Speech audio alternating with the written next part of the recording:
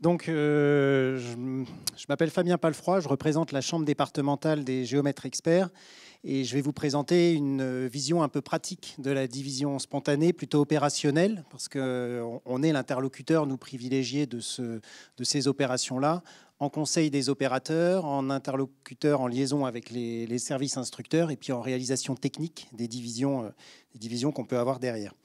Je vous présenterai les deux types de divisions spontanées qu'on peut avoir. En reprenant ma présentation hier, je me suis dit qu'on aurait pu parler de division spontanée horizontale et de division spontanée verticale, puisqu'en fait, on a la division de terrain et la copropriété.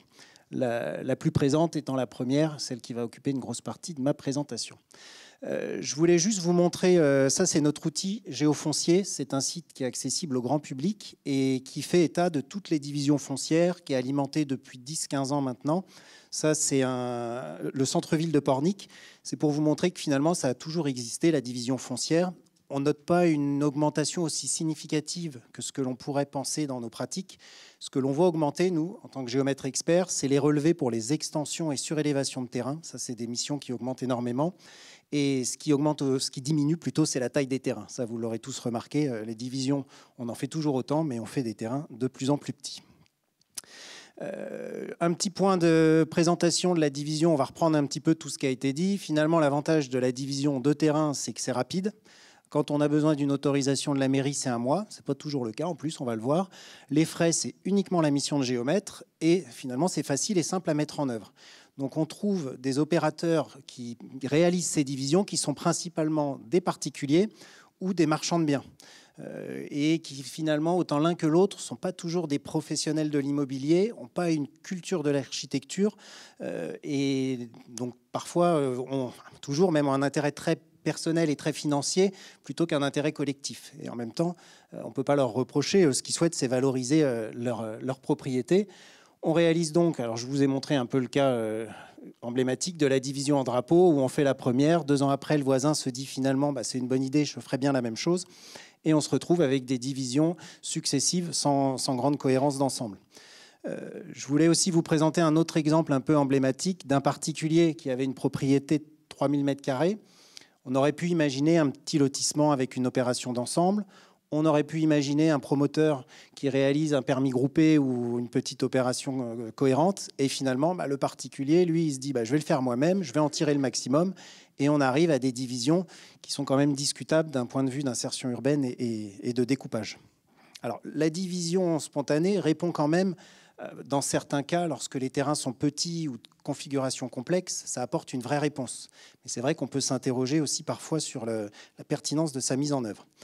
Je vous ai montré un autre exemple à Saint-Nazaire où, même schéma, on a fait la première division. 2 ans après, on en a fait une troisième. Et l'année encore après, on en a fait une deuxième et une troisième.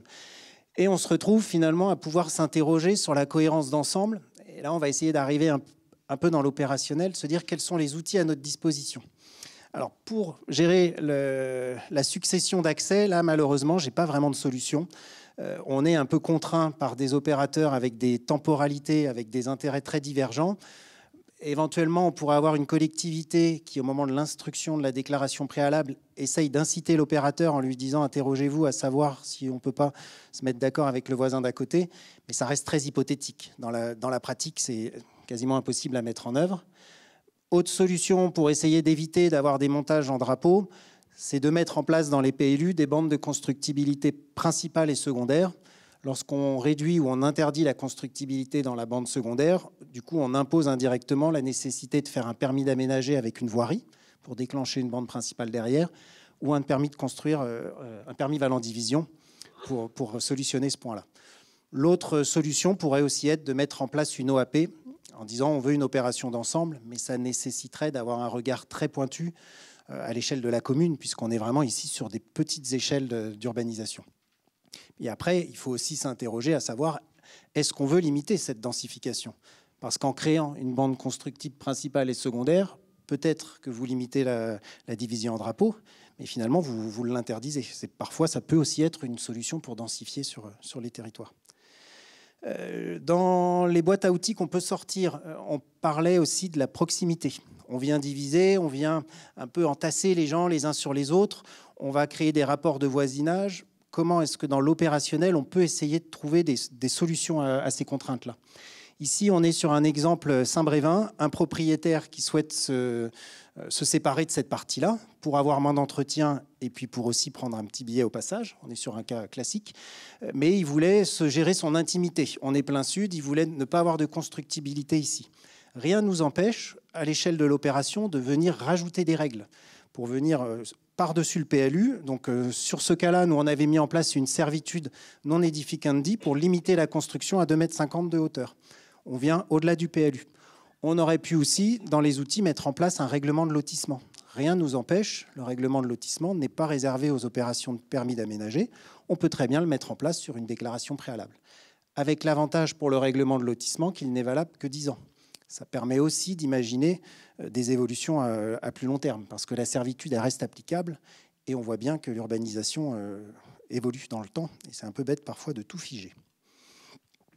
Dans les boîtes à outils, autre exemple. Alors ici, pour présenter le schéma, on est sur un terrain second rideau, bord de mer de la Baule, grosse pression foncière, grosse valeur financière.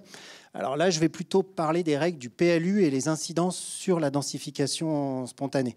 Très rapidement, on voit tous les arbres. Il y a un vrai sujet sur la protection des arbres qui est cohérente, mais il faut savoir que protéger les arbres, ça peut aussi amener à rendre inconstructibles des terrains. Donc il y a un équilibre parfois compliqué à trouver entre densifier une commune et préserver le patrimoine arboré. Donc sur ce cas-là, on a un terrain qui fait 600 m², on retrouve nos règles classiques 3 mètres et 5 mètres. On peut d'ailleurs s'interroger à savoir pourquoi est-ce qu'on a toujours 3 mètres dans les PLU. Sincèrement, je pense qu'en réduisant à 2 mètres, on ne viendrait pas dénaturer l'environnement et ça permettrait d'avoir une densification un peu plus permissive. Donc sur ce projet-là, on se dit, mais finalement, pourquoi est-ce qu'on ne ferait pas de l'eau? Parce que 300 m², c'est tout à fait cohérent, sauf que avec nos règles de 3 mètres et de 3 mètres, on se retrouve avec une bande constructible d'à peine 4 mètres. Donc autant dire qu'on ne peut pas faire. Qu'est-ce qu'on a dans notre boîte à outils pour pouvoir construire sur ces terrains-là? Première boîte à outils, on pourrait mettre en place des servitudes de cour commune. C'est très peu utilisé. Une servitude de cour commune, c'est pas partager sa cour avec son voisin. Une servitude de cour commune, c'est déplacer le prospect d'urbanisme, le retrait de 3 mètres, sur la propriété d'à côté, avec l'accord du voisin, mais ce qui est le cas, puisqu'aujourd'hui, on travaille sur unité foncière, et donc on maîtrise finalement l'unité foncière. Autre solution, un peu plus technique là pour le coup, la règle de base dans un PLU, c'est que l'on interprète les règles à l'échelle globale du projet. Donc si c'est le cas, nos 3 mètres s'appliquent à l'échelle globale, et lorsque l'on crée une division, on ne vient pas générer de nouveaux prospects, puisque les règles, une fois de plus, je réinsiste, s'impliquent à l'échelle globale. Ce qu'on note, et ce qui est plutôt dommage, c'est que dans 80 à 90% des cas, les rédacteurs de PLU viennent déroger à cette règle-là et nous imposent des règles à l'échelle de chaque lot issu de la division. C'est un vrai frein. Aujourd'hui, quand on a une opération, moi, je préconiserais de laisser le choix à l'opérateur, c'est-à-dire de le laisser libre, soit de déroger à la règle ou soit d'appliquer la règle. Et ensuite, on construit le projet avec la collectivité et ça nous permet d'avoir plus de souplesse dans la réalisation du projet. Que ce soit le géomètre expert, l'architecte ou urbaniste ou le paysagiste concepteur. Les divisions de parcelles bâties. Donc on a vu les divisions de parcelles à bâtir. Il faut savoir que la division dans le bâti n'est pas soumise à autorisation. Donc on est libre, lorsque l'on divise un terrain avec 2 bâtiments, de poser nos 2 bornes, de demander au géomètre de faire des parcelles cadastrales, et la mairie n'a aucun regard sur ces divisions-là. Donc, en termes de qualité architecturale, on pourrait se dire, mais qu'est-ce qu'on a dans notre boîte à outils pour nous permettre d'avoir un regard et de s'assurer que ce qui est fait est cohérent? Il y a une règle qui est assez peu connue, qui est le contrôle des divisions. Ici, je vous ai sorti un extrait du CERFA de déclaration préalable. Le cas classique, on imagine déclaration préalable de lotissement pour créer un lot à bâtir, mais il existe une case qui permet de justifier de l'obligation de contrôle des divisions dans les secteurs où la mairie a, par rapport à l'intérêt architectural ou paysager, a souhaité mettre en place un contrôle de division. Exemple concret. C'est des règles qu'on rencontre beaucoup sur la côte dans les secteurs SPR, anciennement AVAP. Ici, on est sur la Baule. À la Baule, ils ont instauré un contrôle de division dans les secteurs SPR en rajoutant en plus une règle de contrôle de l'emprise au sol à l'échelle de chaque division pour s'assurer que l'on ne se retrouve pas avec des divisions tout minéralisées et d'arriver à garder la cohérence quand on parle de la Baule-les-Pins, de garder un droit de regard sur ce qui se passe. Autre exemple, là on est à Pornichet. Division, ça c'est une division qui date maintenant d'une 15-20 ans. Partage de famille, une super petite villa balnéaire, on a la mer qui est juste là. Et finalement, on peut s'interroger sur la cohérence de cette division. Est-ce que dans le temps, on va garder la même clôture? Si, alors, il y a des autorisations pour les modifications de façade, mais si demain, lui, refait sa toiture, refait son ravalement, qu'à côté, on fait rien et ça se décrépit, on peut s'interroger sur la cohérence de ce patrimoine architectural et est-ce que le contrôle de division ne permet pas parfois d'avoir aussi un rôle interventionniste en disant soit de mettre en place un cahier des charges ou voire de l'interdire. Autre cas de contrôle de division, si on n'est pas dans un secteur où le contrôle de division est instauré, ici on fait ce qu'on veut. On a une maison devant, une maison derrière, on va se retrouver avec 1,80 m de largeur, mais la mairie n'a rien à dire puisqu'on n'a même pas besoin de lui demander. Si vous avez un contrôle de division, vous voyez ça passer et là, vous pouvez vous interroger, vous dire est-ce que c'est pertinent ou pas. Ça permet aussi d'avoir un regard sur l'intervention sur le paysage. Hop, on passe un peu parce que j'ai plein de choses à vous montrer. Le contrôle de division a été mis en place sur la totalité de la commune du Croisic. Donc là, j'en viens un peu sur les effets négatifs. Il y a plusieurs aspects. Déjà, quand vous instaurez le contrôle de division, il faut vous assurer d'avoir l'ingénierie en interne parce que contrôle de division, ça veut dire autant de dossiers en plus à instruire. Un mois, ça va vite. Donc, il faut avoir le temps de réagir. Deuxième point, la légalité de ce contrôle. Je ne suis pas certain qu'instaurer un contrôle à l'échelle globale d'une commune puisse se justifier. Il faut quand même derrière que le périmètre sur lequel vous instaurez le contrôle soit justifié par une qualité architecturale. Et après, il faut aussi que le refus soit justifié. Mais en tout cas, il faut savoir que sur la commune du Croisic, toute division est soumise à autorisation. La création d'appartements dans le bâtiment existant. Alors là, malheureusement, j'ai beaucoup moins d'outils. On va plutôt partir d'un constat. Là, on est sur une opération à Saint-Nazaire. Commerce au rez-de-chaussée, un logement à l'étage.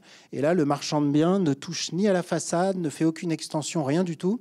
Il crée un hall à l'intérieur et on va passer de 1 logement à 5 logements. Et sur ce type de division, de densification spontanée, finalement, la mairie n'a aucun droit de regard.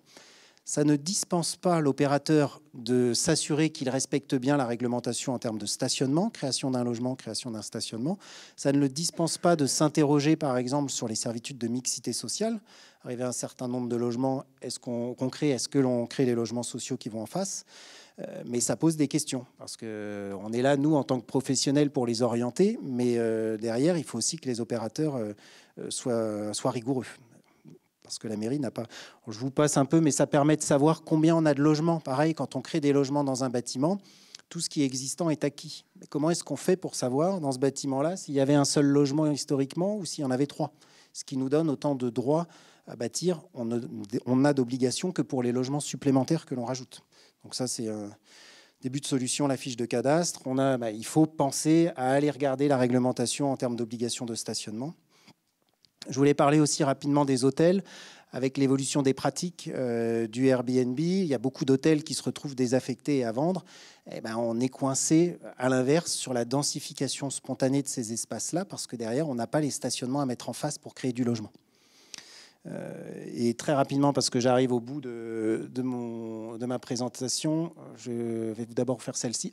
Le début d'outil que l'on pourrait avoir pour contrôler ces divisions, c'est le permis de diviser. Alors, on l'a échangé lors de la préparation de la présentation parce que finalement, en tant que professionnel, je ne l'ai jamais manipulé et j'ai essayé de me renseigner. Je pense qu'il n'a jamais été mis en place en Loire-Atlantique. Quelques communes l'ont mis en place. C'est un peu obscur parce que finalement, on n'a même pas de CERFA. C'est à la commune de mettre en place son CERFA. Et ça permet d'imposer, lorsque l'on crée des logements dans un bâtiment, comme j'ai pu vous montrer tout à l'heure, on crée 5 logements, on dépose un permis de diviser en mairie. Et là, la mairie a un droit de regard et peut s'y opposer pour des questions de salubrité, pour des questions de surface de logement, si le logement fait moins de 14 mètres carrés. Toutes ces obligations légales auxquelles elle n'a pas de regard, puisqu'il n'y a pas d'autorisation à demander. Bon, je vous passe, j'aurais plein d'autres exemples, mais je respecte le timing. Hop, et puis tous les outils, je les ai relistés, mais je vous les ai présentés au fur et à mesure de la présentation. Clémentine.